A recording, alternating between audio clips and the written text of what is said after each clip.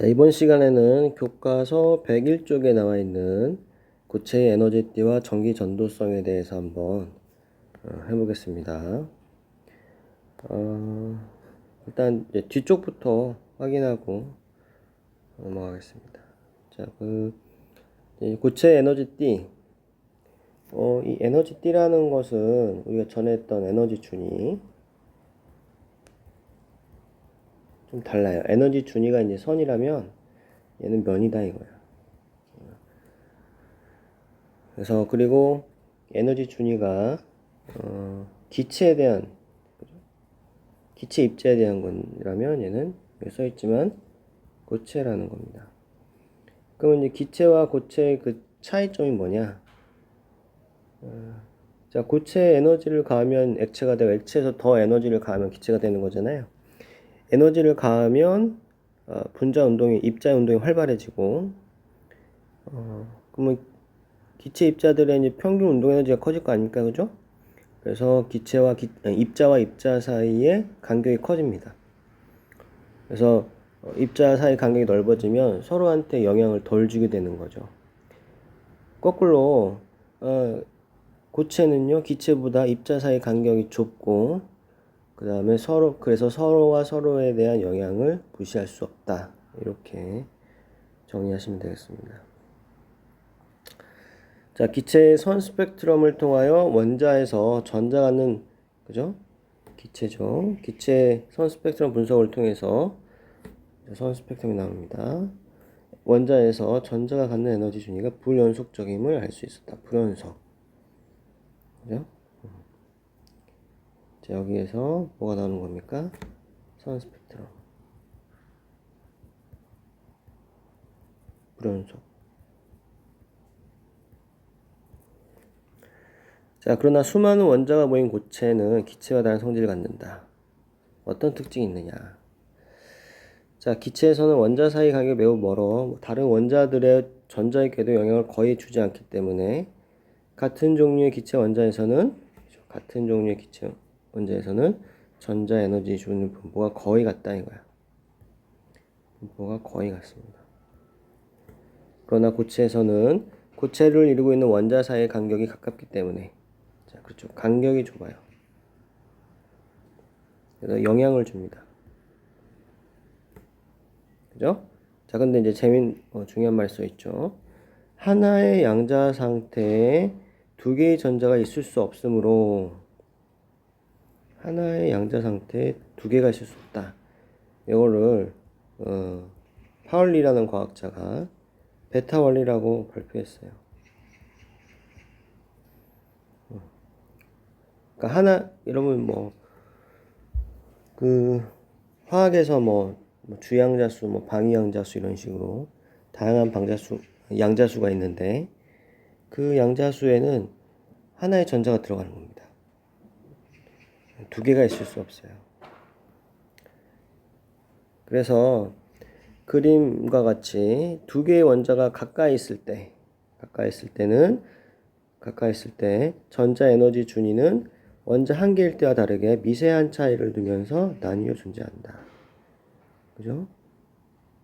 고체를 이루는 원자의 수가 증가할수록 에너지 준위가 더욱 미세하게 차이를 두고 여러 갈래로 존재한다. 그림과 같이 원자의 수가 매우 많으면 에너지 준위가 매우 가깝게 존재하여, 자, 여기서부터 봅시다. 원자의 수가 매우 가깝게 존재하며 거의 연속적인 띠를 이루는데, 자, 여기다. 이를 뭐라고 한다? 에너지 띠라고 한다 이거예요. 자, 보세요.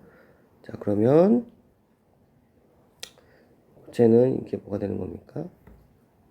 연속적인 띠를 낸다 이거예요. 자, 이거 한번 봅시다. 자, 이렇게 원자가 하나 있는 경우, 다른 원자가 멀리 있어요. 그래서 영향을 주지 않는 경우를 봅시다. 아이고.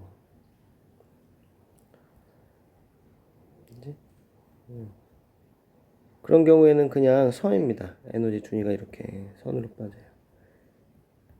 그죠? 근데 이제 가깝게 있는 경우. 자, 가깝게 있는 경우는 어떻게 되느냐? 뭐, 여기 있는 전자가 뭐 여기 있다고 치면 다른 원자의 전자가 어떻게 돼? 밀어내려는 힘이 있을 거 아닙니까? 그죠? 그리고 얘가 돌다가 왼쪽에 있는 원자 가까이 갈 때는 얘가 또 영향을 줄 거 아니에요? 그러니까 서로한테 영향을 주는 겁니다. 그죠? 그래서 파울리의 베타 원리에 의해서 두 개가 같은 원자니까 에너지 준위가 같을 거 아닙니까? 그죠? 그러면 얘가 이제 가까이 있으면 그대로 위에 이렇게 포개지는 게 아니라, 그죠?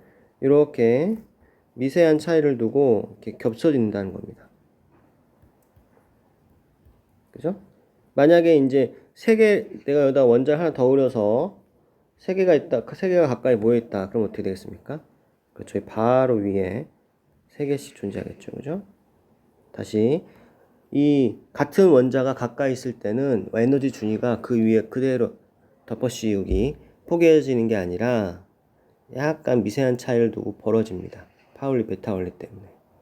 그죠? 근데 이런 원자가 이렇게 엄청나게 많은 경우는 어떻게 될까요? 선들이 무지하게 많이 들어가겠죠. 그죠? 그죠?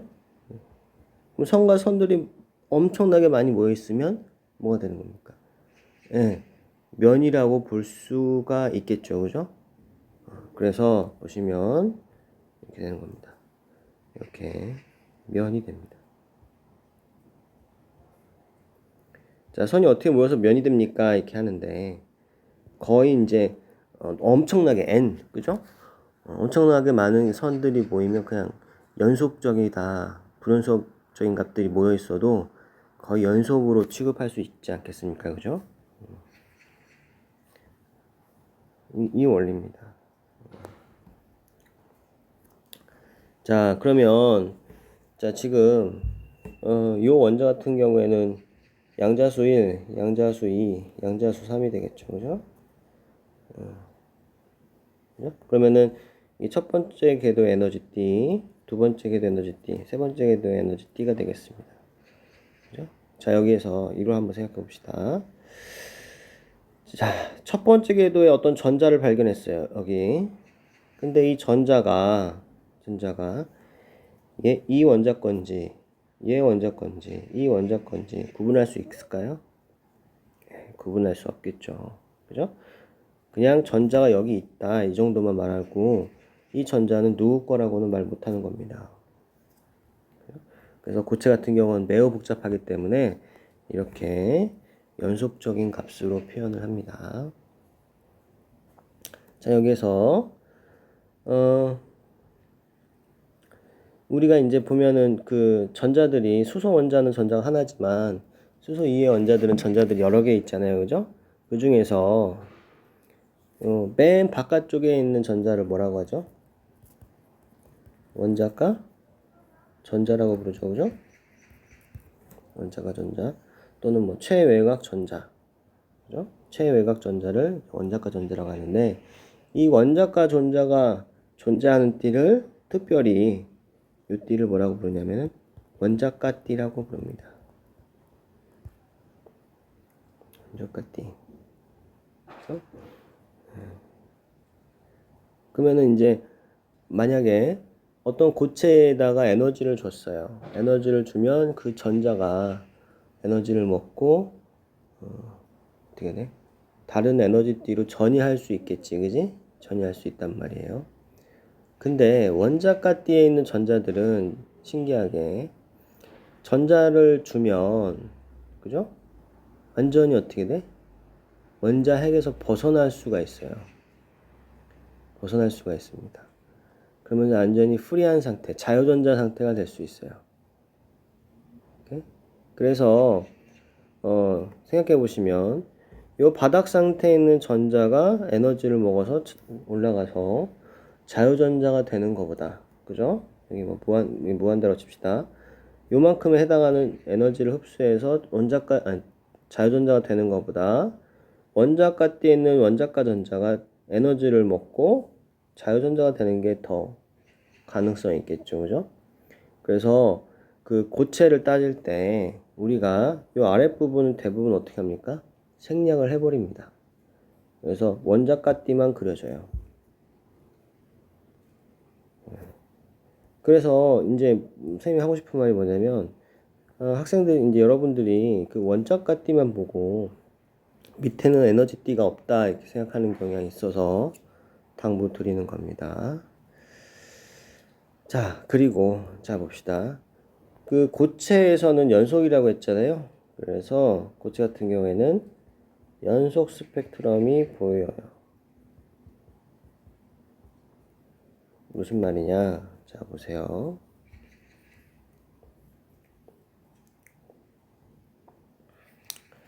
자, 여기 있는 맨 위에 있는 전자가 그죠? 아니, 여기 자, 이거를 다 지우고 한번 해보겠습니다.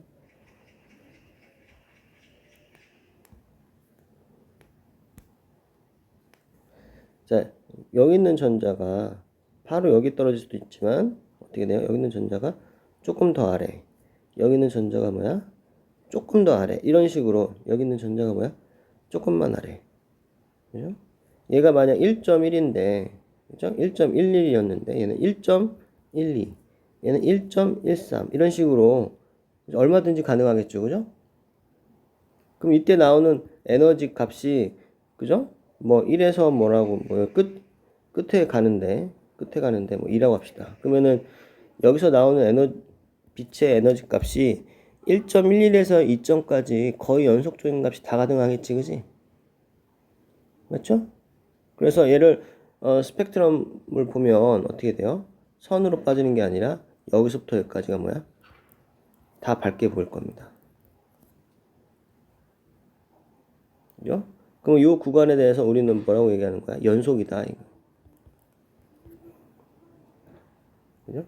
그래서 고체 그 스펙트럼 분석을 해보면 연속이다. 그거는 참입니다. 그죠? 그래서 이제 우리가 필라멘트 생각하시면 필라멘트에 열이 이제 열 에너지가 공급되면 그죠? 전류가 흘러서 열이 나죠. 열 에너지가 공급되면 이제 밝은 빛이 나오는데 그게 백열 전구잖아요. 그때 나오는 빛은 뭐예요? 연속이잖아요. 이렇게 이해하셔야 됩니다. 자, 넘어가서 원자가띠와 전도띠. 고체 내 전자들은 이거 하기 전에 여러분 그 EBS 교재에 그죠?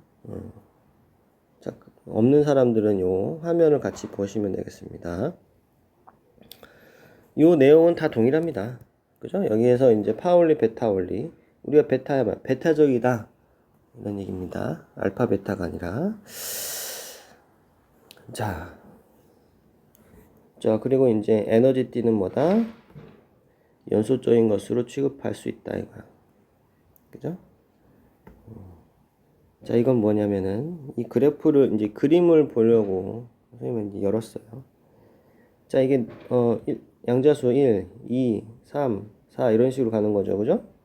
그러면 얘가 뭐야? 양자수 커지면 어떻게 돼? 위로 올라갈수록 벌어지죠? 그리고 위로 올라갈수록 에너지 값은 커지죠. 그죠? 그러면 왜 이렇게 벌어지게 했느냐? 바로 이겁니다. 여기서 쭉 내리시면은 여기가 첫 번째 궤도란 얘기예요. 자, 죄송합니다. 두 번째 궤도에서 이렇게 쭉 내리면 두 번째 궤도의 반지름은 요거란 얘기예요. 세 번째 궤도는 그지? 이런 식으로 이렇게 쭉 그릴 수가 있는 겁니다. 자, 이제 원자가 한 개일 때죠. 그죠? 원자가 두 개일 때는 서로한테 영향을 주지. 그래서 파울리, 베타 원리에서 이런 식으로 미세한 차이를 두고 두 개씩 존재합니다. 자, 그러면 여기다 이제 내가 이걸 지워버리면 몇 개라는 거 알 수 있어? 예, 선 두 개 보이니까 두 개 하시면 돼요. 만약에 세 개다. 그죠? 이렇게 선이 세 개씩 보여요. 그죠? 그럼 뭐예요? 가렸을 때 세 개다 이렇게 말하시면 되겠습니다. 자, 근데 이제 원자의 개수가 매우 많다. 그죠? 그러면 어떻게 돼? 에너지 D가 된다. 그죠? 에너지 D. 자, 요 그림을 설명하려고 가져왔습니다. 그죠? 자, 그리고 이제 교과서에서 나오는데 여기 있으니까 한번 같이 봅시다. 아니다. 교과서로 한번 확인합시다. 자, 고체 내 전자들은 에너지띠가 있는 영역의 에너지를 가질 수 있으며 에너지띠가 없는 영역의 에너지는 가질 수 없다. 여기 이제 이 사이에는 전자가 존재할 수 없다는 얘기입니다. 자, 그림과 같이 전자가 존재할 수 있는 영역을 허용된 띠라고 하고, 띠와 띠 사이에 전자가 존재할 수 없는 띠를 띠 간격이라고 한다. 뭐 허용된 띠, 네, 허용된 띠죠, 그죠? 그 다음에 허용된 띠와 띠 사이를 이걸 뭐라고 한다? 띠 간격, 그죠? 자, 절대온도 0켈빈. 0켈빈이 뭐야? 그 입자들의 운동 에너지가 0이란 얘기입니다. 움직이지 않고 정지했다는 얘기예요. 그죠? 그러니까 운동 에너지가 완전 거의 없는 거지. 그지? 그 0켈빈인 상태에서 고체 내의 전자들은 에너지가 낮은 부분부터 채워나가는데, 그죠? 아래부터, 그죠? 아래부터 채워나갈 겁니다. 이런 식으로. 원자의 제일 바깥쪽에 해당하는 전자. 이걸 뭐라고 하죠? 원자가 전자. 이거 외우시고, 그죠? 이거는 이해하시고, 그래서 띠 간격 외우셔야 됩니다. 그 원자과 전자가 차지하는 에너지를 뭐라고 한다? 그죠? 원자과 띠. 이것도 외우셔야 됩니다. 그죠?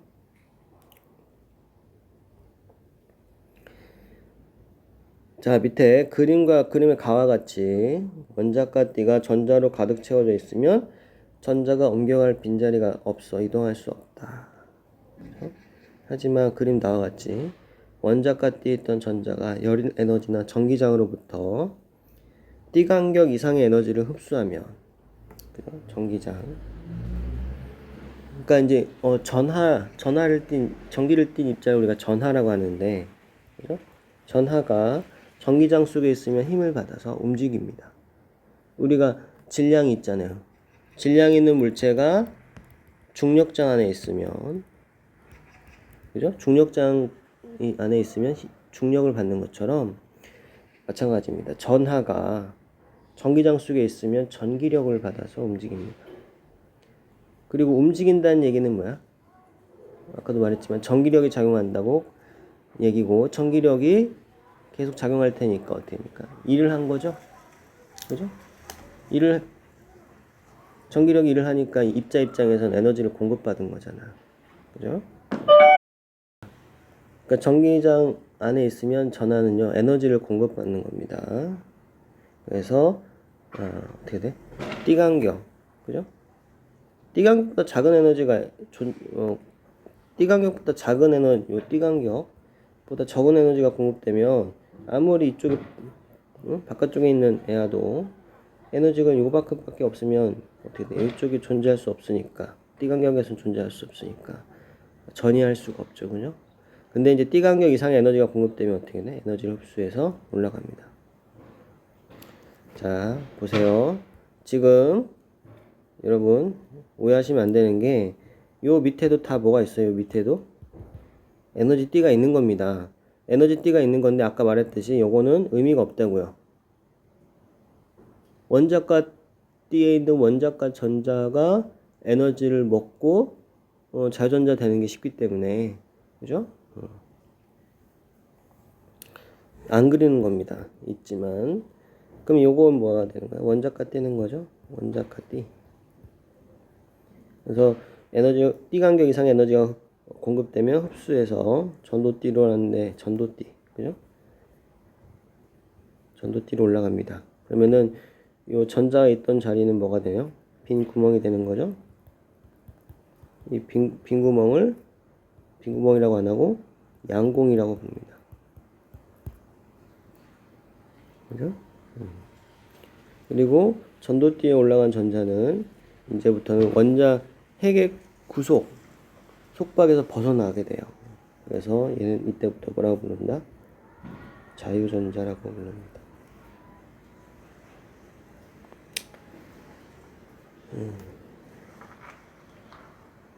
자, 띠간격 이상의 에너지를 흡수하면 원자과 띠에 비어있는 띠로 전이하게 되는데, 그때부터 이 전자는 고체 내부에서 이동할 수 있다.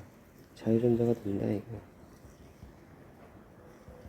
자, 그래서 원자가 띠 위에 있는 에너지 띠를 뭐라고 불러요? 전도띠라고 부른다. 전도. 자, 보시면 EBS도 한번 확인해 보시면, 그죠? 허용된 띠 간격, 그죠? 올라갈수록 에너지 커지고요, 그죠? 원자과 전자가 있는 띠를 뭐라고 그래? 원자과 띠 이렇게 부릅니다.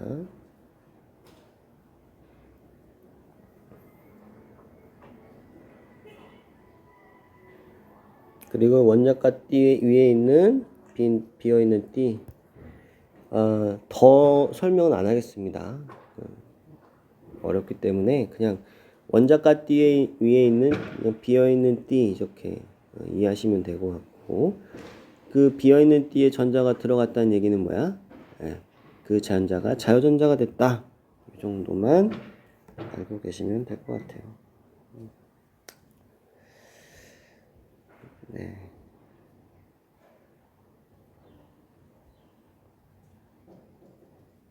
자,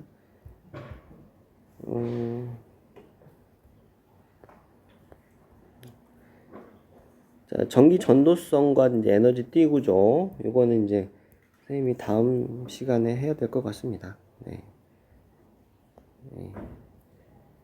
그죠? 자, 여기서 이제 그 양공이라는 거, 이 양공이요, 이제 다음 시간에 얘기하겠지만, 얘가 플러스 전화처럼 행동해 버립니다. 그죠? 플러스 전화처럼 행동해 버려요. 우리가 이제 이걸 이제 관점의 차이를 봐야 되는데, 남자가 10명 있고 여자가 9명 있어요. 그럼 이 경우에는 여자가 1명 부족하다 이렇게 볼 수도 있지만, 거꾸로 남자가 1명 많다 이렇게 볼 수도 있죠. 그죠? 다시 남자 10, 여자 9. 그러니까 원래 10명 10명이었는데 여자가 1명 없어진 겁니다. 이제 나가버렸어요. 그런 경우에는 이 여자가 1명 부족한 상태, 그죠? 여자가 1명 부족한 상태다 이렇게 말해도 되지만, 거꾸로 남자가 1명 남는 상태다 이렇게 말할 수 있으니까 관점의 차이입니다. 자, 말이 나왔으니까 한번 잠깐만 보시면 이런 거예요. 자, 이제 이런 경우를 봅시다. 봐요. 이제 지금 이 경우를 살펴볼 건데, 그죠? 이 경우를 살펴본 건데, 지금 전자가 있어야 할 자리에, 그죠? 전자가 없는 거죠, 그죠? 자, 이런 무슨 일이 벌써 일어나는지 봅시다. 선생님이 이쪽에다가 플러스 전하들을 잔뜩 모아놨어요. 그 다음에 이쪽에 마이너스 전하들을 잔뜩 모아놨어요. 그죠? 그럼 무슨 일이 발생해?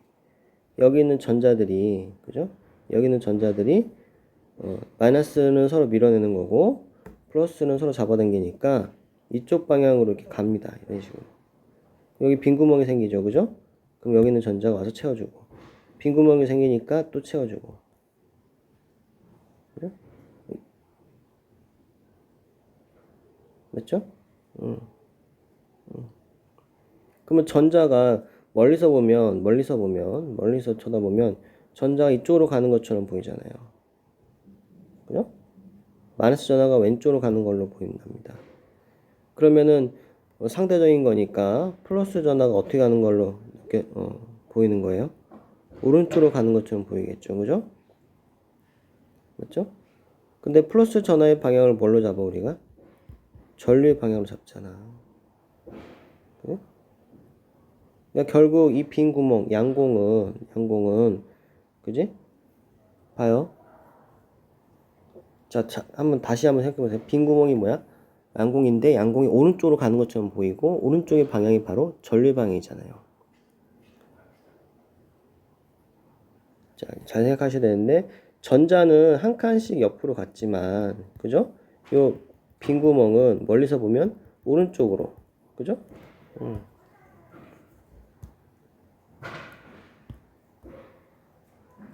자, 멀리서 보면 빈 구멍이 어떻게 돼? 오른쪽으로 가는 것처럼 보입니다. 근데 오른쪽의 방향이 바로 전류의 방향, 플러스 전화의 방향이다. 이렇게 볼 수가 있습니다. 반대로 전도띠에 있는 전자들은 뭐야? 원자역 핵 플러스 전화의 구속에서 벗어나기 때문에 어떻게 돼? 그냥 자유롭게 움직일 수 있어요. 이걸 그래서 우리는 이걸 뭐라고 한다? 자유전자라고 한다. 그러니까 원자와 원자 사이를 그냥 자유롭게 프리 일렉트론 자유롭게 움직일 수 있어요.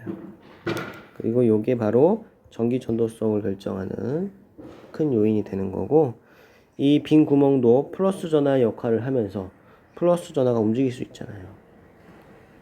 선생님이 이렇게 강조하는 이유는 이것 때문에 그렇습니다. 우리 이제 원자를 보게 되면 플러스 전화를 띄는 게 뭐야? 원자 핵이고, 원자 핵은 가만돼 있고 주위를 전자가 돌고 있다 표현하죠, 그죠? 근데 원자 대부분의 질량을 누가 차지해? 예, 원자 핵이 차지해요. 그죠? 그래서 여기서는 웬만한 힘을 주지 않으면, 예, 원자 핵은 질량이 커서 얘가 웬만한 힘을 주지 않으면 꿈쩍도 안 하는 겁니다. 그죠? 그 전에 힘을 살짝만 줘도 누가 움직여? 예, 자유전자가 움직여 버립니다. 그죠? 이건 속박전자네요, 그죠? 그래서 플러스 전화는 움직이지 않는 거 이렇게 생각하고 있었는데, 그죠? 요 전자가 있던 자리에 전자가 없는 이 빈 구멍이 멀리서 보니까 빈 구멍이 가는 것처럼 보이잖아요, 이렇게. 플러스 전화가 움직이는 겁니다. 그러니까 플러스 전화는 인간이 컨트롤할 수 없다 이렇게 생각했는데, 그죠? 전자의 빈 구멍, 빈 자리가 이동하는 걸 보고 플러스 전화도 움직일 수 있구나. 그래서 큰 의미가 있는 겁니다. 그래서 인간이 음전화만 움직일 수 있는 게 아니라, 그죠? 플러스 전화로 취급할 수 있는 빈 구멍, 즉 양공도 컨트롤할 수 있게 됨에 따라서 굉장히 많은 가능성이 생긴 겁니다. 그죠? 그래서 전기 전도성을 결정하는 것은, 그죠? 자유전자의 수가 되고, 자유전자가 생긴다는 거는 양공도 생긴 거니까 양공의 수가 되겠죠, 그죠? 근데 자유전자가 생기려면은 뭐예요? 이 띠간격이 중요합니다. 여기 띠간격이 아니네요, 그죠? 원자가 띠와 전도띠 사이의 띠간격이 중요합니다. 이 띠간격. 띠간격이 넓으면 자유전자 되는 확률이 적어서 전기전도성이 작고, 띠간격이 적으면, 그죠? 웬만한 에너지 공급하면 다 자유전자가 돼버리겠죠, 그죠? 그러니까 이제 전기전도성이 커진다, 좋아진다. 나머지는 다음 시간에 하도록 하겠습니다.